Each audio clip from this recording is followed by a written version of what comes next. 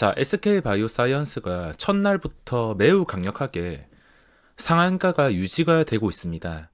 두 배가 뻥튀기 될 때는 13만 원에 3천만 주 이상 물량이 쌓이고 예상 체결량은 15,000주 정도가 나왔습니다. 저도 수량 배분을 받기 위해서 3만 주 정도를 주문 넣었지만 수량 배분을 받지 못했습니다. 잔량이 3천만 주 이상 쌓이니까 곧바로 VI가 걸리면서 바로 16만 9천 원 상한가에 닫혀버렸습니다. 거래량도 나오지 않고 지금 매수 대기 잔량이 매우 많기 때문에 상한가가 풀리지 않고 있으며 이렇게 잔량이 많을수록 주가는 추가 상승이 가능할 수가 있습니다. 먼저 말씀을 드리지만 주가 고점을 맞추는 것은 불가능합니다. 제 원칙에 대해서 말씀을 드렸는데 제 원칙을 따라 해서 매도를 했는데도 주가가 계속 오르게 된다면 저를 원망하실 수도 있겠지만 주식은 결과론으로 하다가 크게 당할 수가 있습니다. 내가 매도를 한 뒤에 주가가 계속 오른다면 사람이라면 아쉬운 게 당연합니다. 매도에는 답이 없으며 그 답이 없는 매도 포인트에 만족을 할 줄 모른다면 결국에 다른 주식 매매할 때 그 희망회로 때문에 물려서 손절도 못할 것이며 강제 장기 투자자가 되거나 수익이 나올 때 수익을 챙기지 못하는 상황이 반복되면서 매매를 실패할 수가 있습니다. 지금 상황 봤을 때 11시가 다 되어 가는데 거래량에 비해서 잔량이 훨씬 더 많습니다. 이래서 상한가가 풀리지 않고 있으며 바이오팜처럼 거래량도 거의 나오지 않는 상황인데 이 가격이 장애 가격입니다. 장애 가격이 17만원 정도에 마감했는데 지금 장애 가격 상한가에 강력하게 닫혀서 마감을 했습니다. 이걸 봤을 때 도대체 언제 팔아야 될지, 어차피 소량이니까 끝까지 가보겠다 하시는 분들도 계실 것이며 소액이라도 소중해 먹고 확실하게 소고기 사 먹자 생각하고서 매도하시는 분들도 계실 것이며 아니면 빅히트나 카카오게임즈, 바이오팜처럼 걱정이 되어서 수익을 바로 챙기는 분들도 계실 것이며 가장 많은 분들이 생각하시는 게 상한가를 유지를 못 해주고 상한가가 풀릴 때 거래량이 터질 때 매도를 준비하시는 분들이 가장 많으실 겁니다. 항상 이런 대형주들 상장할 때면 분위기는 똑같습니다. 주가는 30만원 간다, 40만원 간다 이런 글들을 쉽게 찾아볼 수가 있으며 예전에 빅히트도 50만원, 70만원 간다. 이거는 좀 고평가라는 논란이 많긴 했지만 어쨌든 간에 이런 대형주들이 상장한다면 분위기는 거의 다 비슷합니다. 그리고 카카오게임즈도 마찬가지. 이것도 주가가 10만원 간다, 20만원 간다.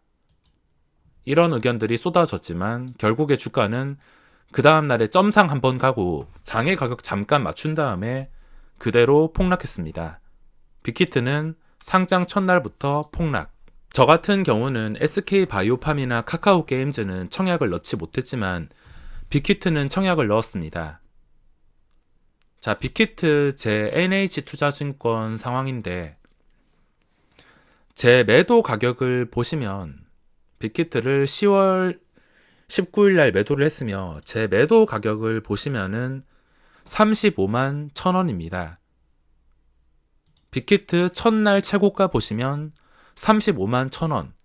정확하게 최고점에서 매도를 했습니다. 이거를 보여드리는 이유는 자랑이 아니라 원칙을 지켰기 때문에 이런 매도 포인트가 발생할 수 있었던 겁니다. 자, 그러면 빅히트가 첫날에 어떤 상황이었냐? 빅히트도 마찬가지로 2배 뻥튀기가 되었습니다. 공모가가 13만 5천 원인데 그게 2배 뻥튀기 되어서 27만 원에 형성이 되었으며 27만 원에서 VI가 걸리고 상한가에서 시작을 했습니다.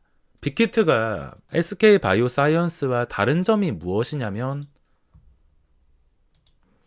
이거 좀 많이 오르고 있는데 다시 돌아가서 SK바이오사이언스와 다른 점이 무엇이냐면 이거는 잔량이 이렇게 많이 쌓이면서 거래량이 나오지 않았습니다.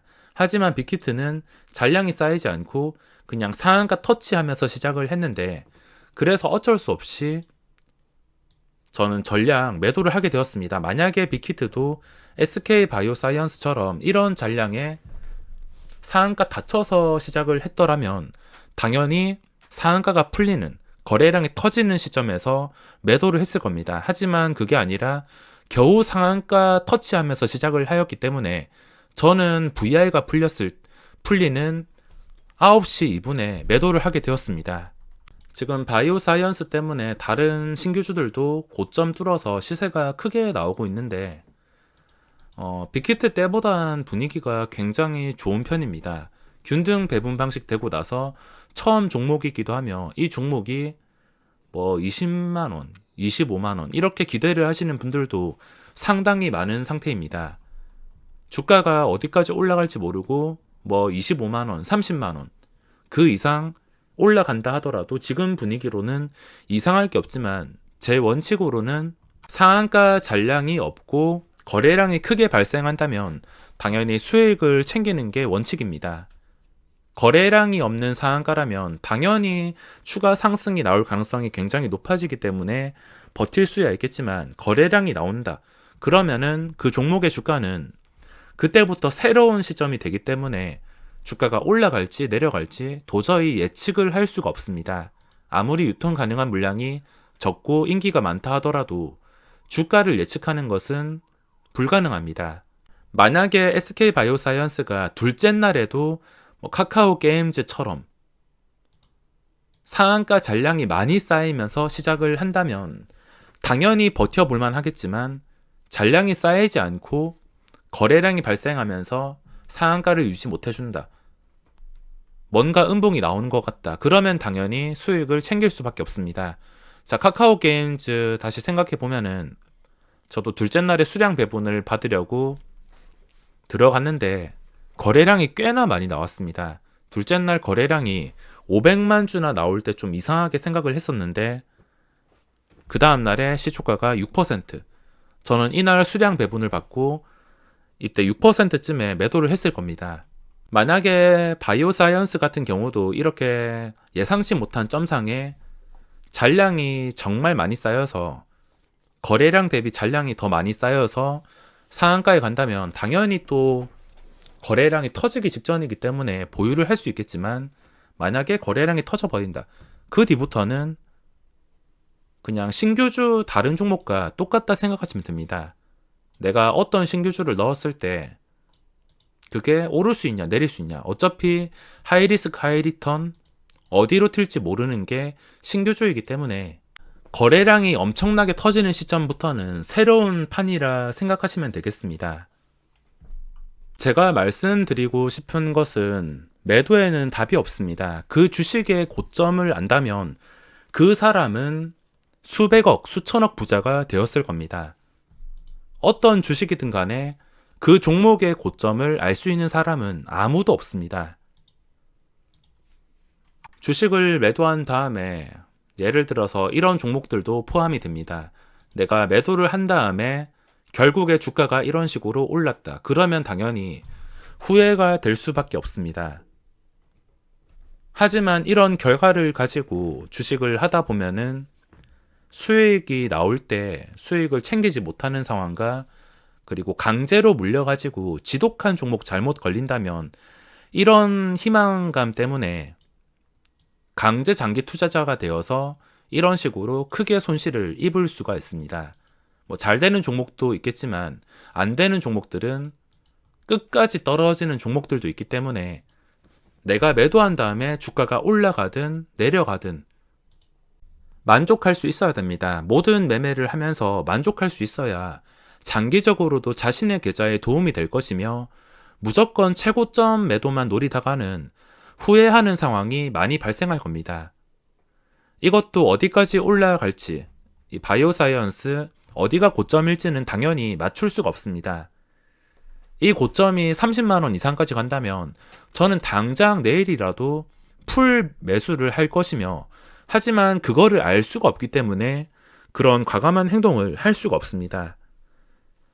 주가를 맞출 수가 없으며 제가 매도한 뒤에도 양봉 몇 번 더 나와도 이상할 게 없는 분위기라 하지만 매도한 다음에는 꼭 만족을 할 줄 알아야지 장기적으로 도움이 될 수가 있습니다.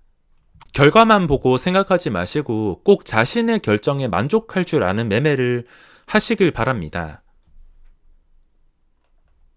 그럼 이번 영상은 여기까지만 하고 마무리하며 SK바이오사이언스 성공 투자하시기 바랍니다.